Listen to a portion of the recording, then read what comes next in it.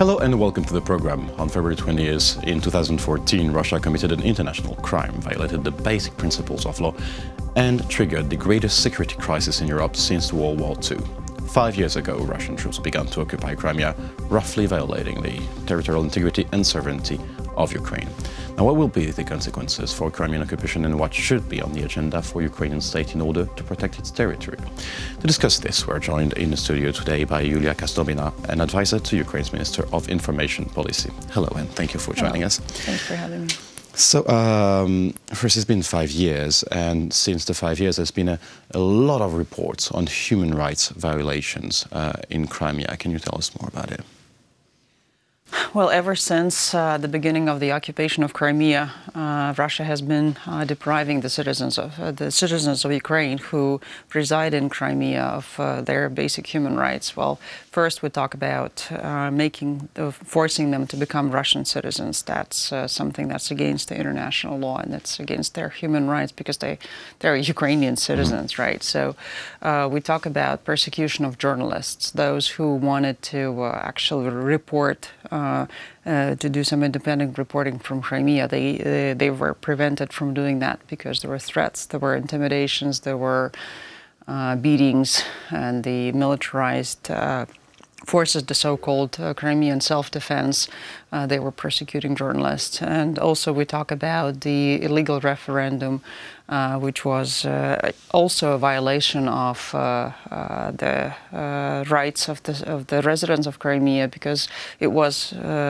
basically staged, right? It was not a free expression of their will. So the violations continue. I mean, the persecution of Crimean Tatars, the destruction of their self-government institutions, and lots of things. I mean, you can talk about them for a long time.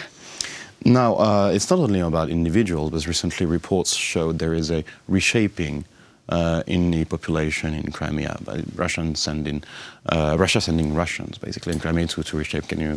It is also violations of that's a violation of the international humanitarian law, because the occupying power is not supposed to replace the population of the territory it's occupying. But what they're doing, they're creating intolerable conditions for those Ukrainian citizens living there, and they are creating special conditions for Russians to move there. And so that is happening, and I'm not sure how many people have been moved, but I think it's in the area of 200,000 or something like that at this point.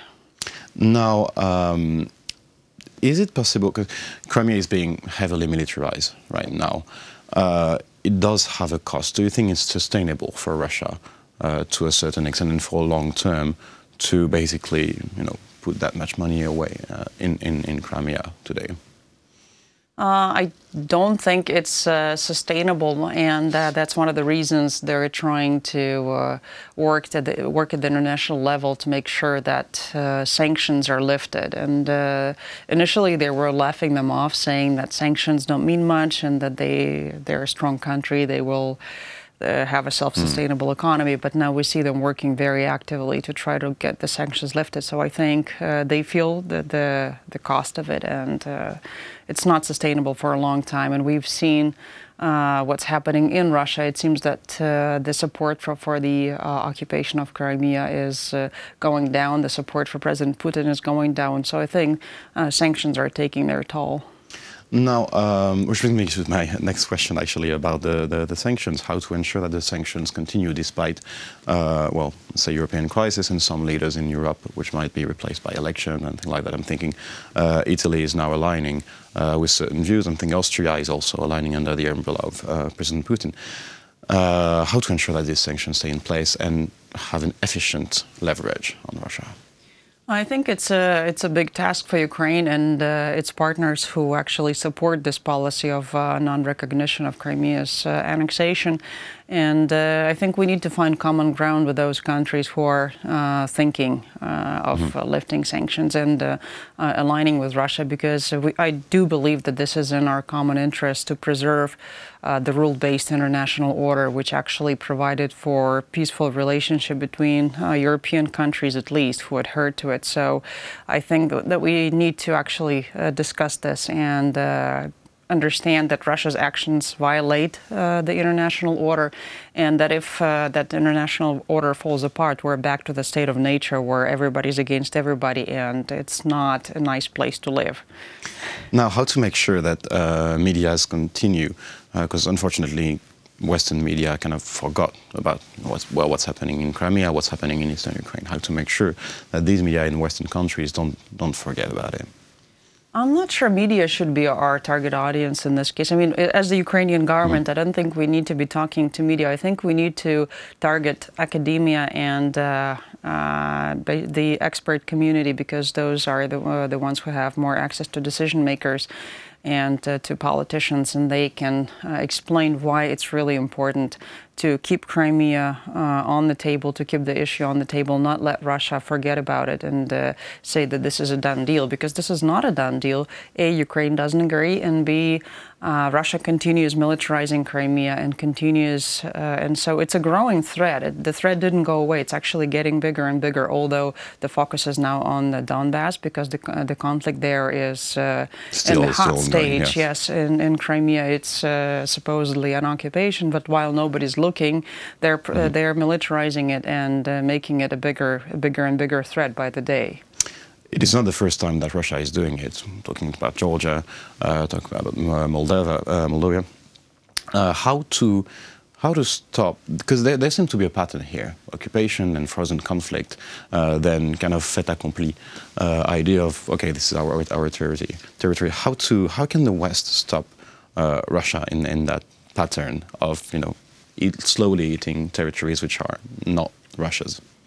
Well, I think the West needs to realize that this is only a part of the story, these territories, because we can see Russian aggression in other parts of the world as well. We can see Russian aggression in cyberspace as well.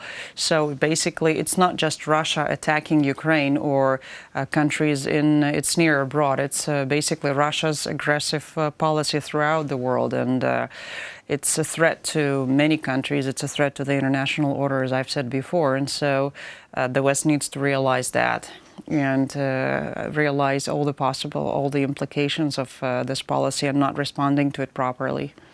Now, there is Donbass, there is Crimea. Recently, the Azov Sea crisis showed to the world, at least, that there's another kind of front line happening now. How can Ukraine, how does Ukraine deal with this new front line here, and how can Mariupol and Berdyansk stand up against the Russian aggression? Well, of course, definitely it's continued sanctions. Definitely it's strengthening our ability to defend ourselves. Definitely it's communicating to the population that Russian aggression didn't go away. I mean, with the elections coming, it's growing to become even a bigger threat, because they want to destabilize the situation here, and so. It has to be a strategy, working internationally, working internally to communicate to the population and working to strengthen the ability to defend ourselves, because we know that it may happen. So you see those sanctions staying, basically? I would really like to see them staying. I guess like a lot of people here, but like how to ensure that these sanctions, at least the political class here, even after the election, continue to pressure the West for these sanctions to stay, because these sanctions are working actually. In these days, I think Rostek basically delayed the production of their new commercial plane because they can't have the components. How to ensure that it continues? I think we need to actually understand, we ourselves, Ukraine, need to understand why Russia is a threat to the West and communicate it to them, and also say, okay, we understand that we want to have business as usual and that Russia is a big country where you can make money, but while you're making money, you're enriching them and you're giving them opportunities to attack you as a result. And so do you really want that to continue? It's not only us wanting to protect ourselves, although we do face probably the biggest threat being so close to Russia. But it's not only us that they're fighting. They're fighting the West here in Ukraine, at least in their minds. And which brings me to my last question. What can the West learn from Ukraine, from the Ukrainian experience against Russia in this front? I think that What they can learn is that when Russia says that we're friends, it doesn't mean that we're friends. It means that they're kind of using this, I think it was Mark Twain who said diplomacy is an art of saying nice doggy until you find a stick. I think that's the way they see basically the relations, so we're saying nice things to your face, and behind our back we're looking for something to whack you with.